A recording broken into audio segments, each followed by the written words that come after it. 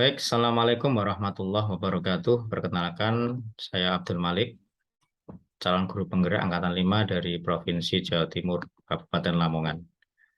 Pada kesempatan kali ini saya akan menyampaikan tentang koneksi antar materi pada modul 2.3, yaitu coaching untuk supervisi akademik. Nah, yang pertama kita mulai dari apa itu coaching ya. Definisi coaching. Coaching adalah hubungan kemitraan dengan klien dalam suatu percakapan yang kreatif dan memicu pemikiran untuk memaksimalkan potensi pribadi dan profesional klien. Di mana di sini harus bisa membedakan mana coaching, mana mentoring. Nah, ini harus jelas ya. Jadi di mana coaching ini bisa memaksimalkan potensi pribadi dan profesional dari suatu klien. Kemudian bagaimana paradigma berpikir coaching? Paradigma berpikir coaching. Yang pertama adalah fokus pada coachee, di mana kita sebagai coach harus selalu memfokuskan pada coachee. Kemudian yang kedua adalah bersikap terbuka dan ingin tahu lebih banyak. Kemudian yang ketiga adalah memiliki kesadaran diri yang kuat. Kemudian yang keempat adalah membantu coachee untuk melihat peluang-peluang baru. Jadi kita sebagai coach harus bisa memaksimalkan potensi sehingga seorang coachee nanti bisa menemukan sendiri solusi-solusi yang dia butuhkan tanpa kita beri solusinya. Jadi kita hanya sebagai coach. Itu adalah paradigma coaching. Kemudian prinsip-prinsip coaching. Nah, di sini prinsip coaching ada 3, yaitu kemitraan, kemudian percakapan kreatif, memaksimalkan potensi. Ya, kemitraan berarti ditandai oleh adanya tujuan percakapan yang disepakati. Jadi biasanya nanti coach akan bercerita terlebih dahulu ya, tujuannya apa, ya targetnya apa. Kemudian juga idealnya tujuan itu datang dari coach. Selanjutnya yaitu adanya percakapan kreatif, yaitu percakapan dua arah.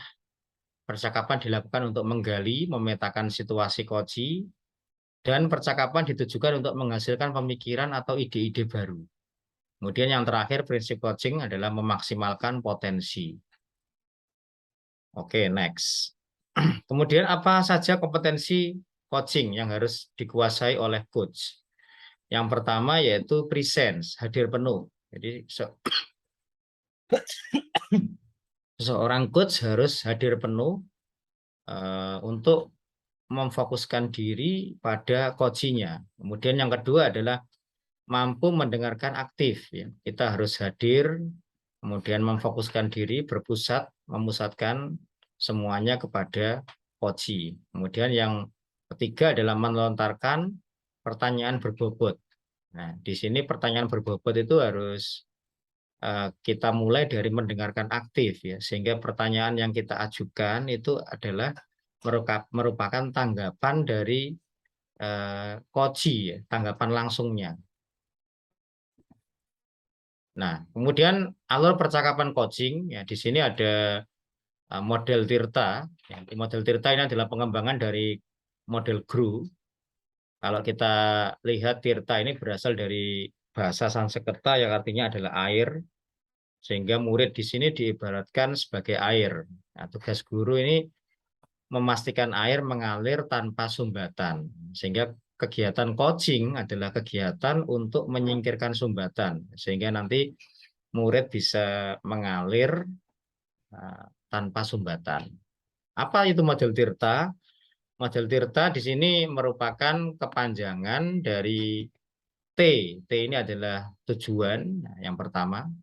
Kemudian R adalah rencana aksi, mengembangkan ide untuk alternatif rencana aksi atau solusi. Kemudian identifikasi dulu tadi yang kedua, kemudian rencana aksi, dan yang keempat adalah tanggung jawab. Nah, artinya ada 4 langkah, yaitu tujuan, kemudian identifikasi, kemudian rencana aksi, dan tanggung jawab. Nah, pada bagian terakhir dari coaching, yaitu bagaimana supervisi akademik dengan prinsip coaching. Nah, paradigma selama ini, supervisi akademik secara definisi adalah serangkaian aktivitas untuk memberikan dampak secara langsung pada guru dan kegiatan pembelajaran di kelas. Dalam pelaksanaannya, supervisi akademik sering dilihat sebagai proses penilaian satu arah. Nah, ini paradigma lama dan dilakukan menjelang akhir tahun ajaran. Supervisi akademik menjadi sebuah tagihan atau kewajiban bagi para pemimpin sekolah dalam tanggung jawabnya mengevaluasi para pendidik.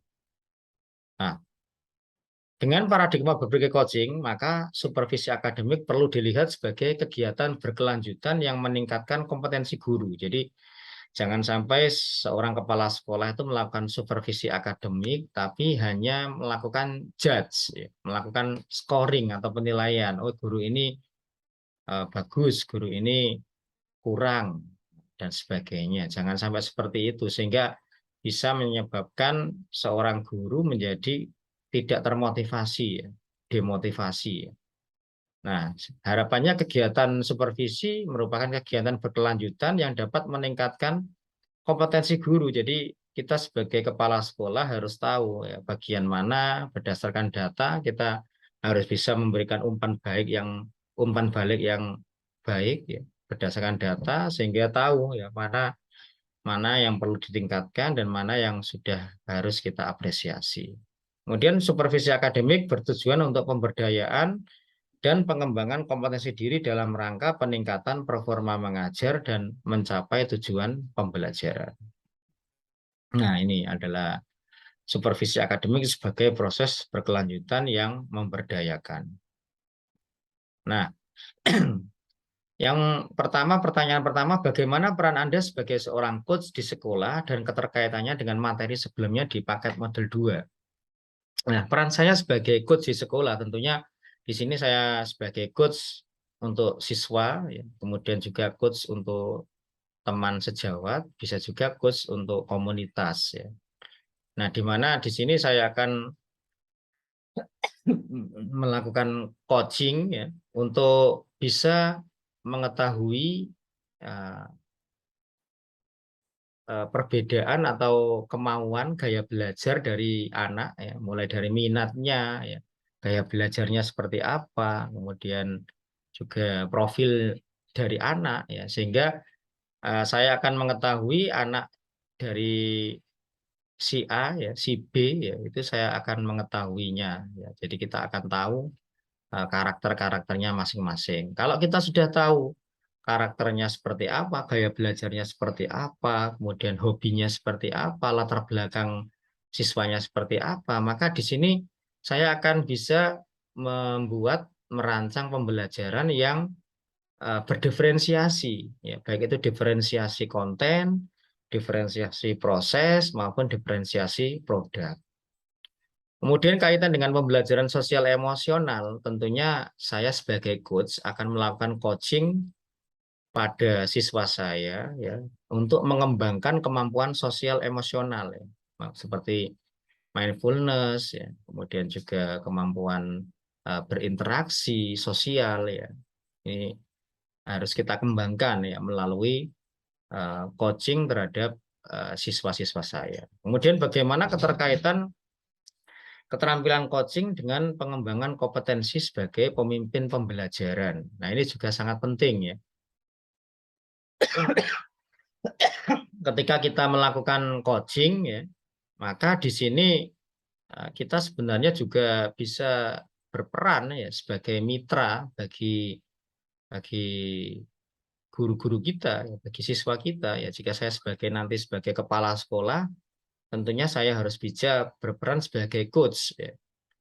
Nah, di mana coaching di sini bisa untuk menyelesaikan masalah ya, kemudian sebagai kalibrasi ya, kemudian sebagai penggalian ide-ide baru ya, baik itu pada guru maupun pada siswa. Jadi kesimpulannya di sini adalah keterampilan coaching ini sangat penting sekali untuk dikuasai kita sebagai guru penggerak untuk nantinya akan sebagai pemimpin pembelajaran atau pemimpin satuan pendidikan.